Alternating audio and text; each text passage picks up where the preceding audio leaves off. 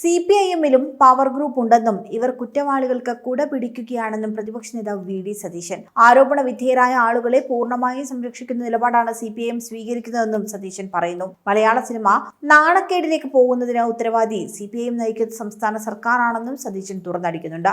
ആരോപണ വിധേയരായ ആളുകളെ സംരക്ഷിക്കാനാണ് ഇടത് സർക്കാർ ശ്രമിക്കുന്നത്. ഇത് പ്രശ്നം കൂടുതൽ വഷളാക്കാൻ ഇടയാകും. അതിക്രമം നേരിട്ടവർ ധൈര്യമായി വന്ന് അഭിപ്രായം പറഞ്ഞിട്ടും സർക്കാരിന്റെ ഭാഗത്തു നിന്നും നിയമപരമായ പരിഹാരം ഉണ്ടാകുന്നില്ല എന്നും മുകേഷ് MLA-യുടെ രാജിക്കായി പാർട്ടിയിലെ ആളുകൾ സമ്മർദ്ദം ചെലുത്തിയിട്ട് പോലും മുഖ്യമന്ത്രി അനങ്ങുന്നില്ല എന്നും VD സതീശൻ പറയുന്നു. സാംസ്കാരിക മന്ത്രി സജി ചെറിയാൻ എന്തൊക്കെയാണ് പറയുന്നത്? ആ സ്ഥാനത്ത് തുടരാൻ പോലും മന്ത്രിക്ക് അർഹതയില്ല എന്നും മുകേഷ് രാജിവെക്കണമെന്നാണ് കോൺഗ്രസിന്റെ ആവശ്യമെന്നും VD സതീശൻ പറയുന്നുണ്ട്.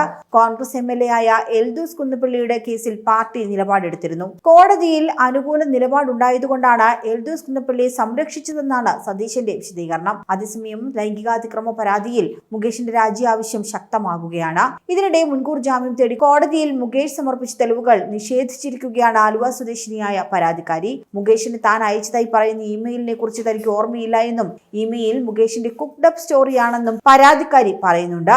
എന്നാൽ മുകേഷും ആദ്യ ഭാര്യയും തമ്മിലുള്ള പ്രശ്നം പരിഹരിക്കാൻ ഇടപെടാമെന്ന് താൻ പറഞ്ഞ കാര്യം സത്യമാണെന്നും ഇവർ പറയുന്നു. മുകേഷിന്റെ മരടിലെ വീട്ടിൽ വെച്ചായിരുന്നു കേസിനാസ്പദമായ സംഭവം ഉണ്ടായതെന്നും ഇതുമായി ബന്ധപ്പെട്ട തെളിവുകൾ അന്വേഷണ സംഘത്തിന് കൈമാറിയിട്ടുണ്ടെന്നും പരാതിക്കാരി പറയുന്നുണ്ട്. 2009 തന്നെ ലാപ്ടോപ്പ് പഠിപ്പിക്കാമോ എന്ന് മുകേഷ് ചോദിച്ചിരുന്നുവെന്നും ലാപ്ടോപ്പ് ഉപയോഗിക്കാൻ അറിയാത്ത ആൾക്ക് എങ്ങനെ ഇമെയിൽ അയക്കുമെന്നും നടി ചോദിക്കുന്നു. താൻ ഇമെയിൽ അയച്ചെന്ന മുകേഷിന്റെ ആരോപണം തന്നെ കെട്ടിച്ചമച്ചതാണ്. ഇമെയിൽ മുകേഷിന്റെ കുക്ക്ഡ് അപ്പ് സ്റ്റോറിയാണ്. മുകേഷും ആദ്യ ഭാര്യയും തമ്മിലുള്ള പ്രശ്നം പരിഹരിക്കാൻ ഇടപെടാമെന്ന് പറഞ്ഞുവെന്ന കാര്യം മാത്രമാണ് മുകേഷ് പറഞ്ഞതിൽ സത്യമായുള്ളത്. ഒരു ഘട്ടത്തിലും താൻ അക്കൗണ്ട് നമ്പർ അയച്ചു കൊടുത്തിട്ടില്ല. കാശുമായി ബന്ധപ്പെട്ട ഒരു ഇടപാടും ഉണ്ടായിട്ടില്ല.